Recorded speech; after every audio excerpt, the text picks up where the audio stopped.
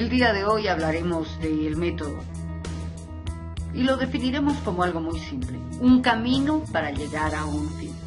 Para esto quiero que te imagines un paisaje, el que tú gustes. Fija el punto en el que te encuentras y a partir de él, el punto al que quieres llegar. El método entonces para nosotros será un camino y el cómo recorrerlo. Si nos planteamos el desafío de hablar del método, tenemos que tomar algunas consideraciones fundamentales. Entre estas, el cómo se va a realizar, cómo alcanzar mejor nuestros objetivos, cómo lograr trabajar adecuadamente un determinado tema con un grupo específico de personas. A ello tenemos que definir el objetivo o resultado que pretendemos conseguir. ¿Qué contenido utilizaremos? ¿De qué medios o recursos dispondremos? ¿Qué técnicas o procedimientos son los más adecuados para aplicar? ¿Y cuánto tiempo tenemos? Tiempo para planificar, para ejecutar, para evaluar. ¿Qué ritmos utilizaremos? Una vez que respondamos a estas preguntas, tendremos todos los elementos ¿para qué? Para plantear un buen método. Te recuerdo, el método indica el camino y la técnica, el cómo recorrerlo. Si hablamos de métodos, hablemos del método didáctico. Acompáñame en la lectura. Es la organización racional y práctica de los recursos y procedimientos del profesor con el propósito de dirigir el aprendizaje de los alumnos hacia resultados previstos y deseados.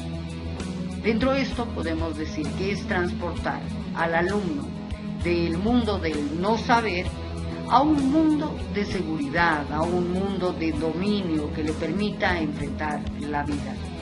¿Por qué te decimos esto? Porque es importante que establezcas la relación entre el método didáctico y el aprendizaje del alumno, donde vamos a plantearnos el desafío de transportar al alumno de lo fácil a lo difícil, de lo simple a lo complejo, de lo más próximo a lo lejano, de lo concreto a lo abstracto y de la observación y experimentación ¿a qué cosa? A la reflexión y a las teorías y de la acción práctica a la interiorización que viene a ser parte central de este proceso. ¿Qué métodos principales encontramos? El inductivo por un lado y el deductivo por el otro. En este cuadro lo que quiero es que veas la gran diferencia. Por un lado, el método inductivo que va de lo particular a lo general y que tiene en contraparte el método deductivo que va de lo general a lo particular. ¿Qué podemos decir del método inductivo? Básicamente, un modo de razonar. Y al ser un modo de razonar, podemos partir de una hoja y llegar a un bosque en otoño. La hoja estaba perdiendo color y a través de ella llegamos a descubrir que hay un bosque en otoño donde decenas, cientos de árboles están perdiendo sus hojas y las hojas están perdiendo color. ¿Qué importancia tiene el método inductivo? Mucha, muy grande, porque es la forma en la que se inicia el aprendizaje y es la forma en la que se conduce a un aprendizaje comprensivo y no memorístico. Ahí entra Piaget. Y ahí también tenemos que decir que el método inductivo enfatiza el descubrimiento, la construcción, la acción. Dentro de esto, los métodos inductivos podemos decirte que irán paso a paso, de lo que se ve a lo que no se ve, de lo conocido a lo desconocido, de los ejemplos y los casos particulares a la definición o regla general, de las partes al todo, de lo concreto a lo abstracto, de lo fácil a lo difícil, de lo particular a lo general. Entonces, encontramos que son métodos inductivos, el analítico, el intuitivo, el inventivo y el de descomposición, y que todos estos tienen como procedimiento interno principal al análisis. A esto vámonos a hablar ahora de los métodos deductivos, o en este caso del método deductivo. ¿Qué podemos decir? Que deducir es inferir, es sacar las consecuencias. Por lo tanto, de este bosque que está perdiendo hojas en otoño, podemos llegar a nuestra hoja que está perdiendo coloración. ¿Qué plantea este método deductivo? varias cosas, porque se da cuando se quiere estudiar un determinado tema o problema y se procede de lo general a lo particular. Deducir entonces es inferir. Son métodos deductivos el sintético, el demostrativo, el racional. Y la fórmula es también ir paso a paso, pero de lo que no se ve a lo que se ve, de lo simple a lo compuesto, de las reglas y las definiciones a los ejemplos y a las aplicaciones. El principal procedimiento, que es la síntesis. Ahora, en este punto quiero que entiendas que la selección de un método depende de la naturaleza del contenido para estudiar, es decir, de la índole o del asunto que se trate, del grado de conocimiento que tengan los y las estudiantes y de la profundidad o aplicabilidad con que quieran abordar el contenido de estudio. Ahora sí, podemos hablar de otros métodos. Te puedo hablar, por ejemplo, del método lógico, que establece las leyes del pensamiento y del raciocinio para descubrir la verdad y confirmarla mediante conclusiones ciertas y verdaderas.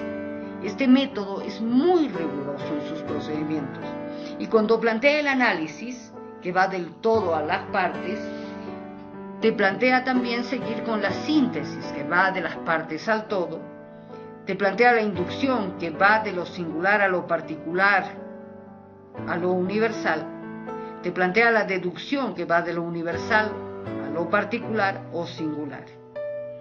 ¿Qué tiene ahora el método psicológico? Estos métodos son los que llevan la investigación del plano del objeto al plano del sujeto y se fundamentan en la observación y también en la comprensión del ser. También, entre los otros métodos, tenemos que hablar de los métodos activos y participativos.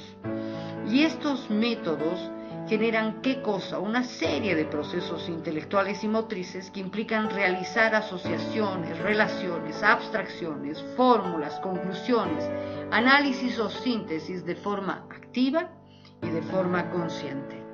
Aquí aparece un nombre que te voy a pedir y que tengas en mente: Jara. Porque Oscar Jara es quien hace aportes muy importantes a este método o a los métodos activos participativos. ¿Cuáles son los principios de estos métodos? Varios. Por ejemplo, el principio de la intuición. Los conceptos sin intuiciones están vacíos. Las intuiciones sin conceptos están ciegas, lo dijo Kant. Está también el principio de la actividad, el learning by doing, de doing, aprender haciendo. Está el principio del realismo, la educación debe ser para la vida y con la vida, lo dijo Freire. También está el principio de la repetición, lo mal aprendido entorpece aprendizajes posteriores y lo bien aprendido los potencia, lo dijo Secadas. Está el principio de la individualización, una enseñanza a medida de cada educando sería una solución al aprendizaje óptimo, lo dijo Ferriari.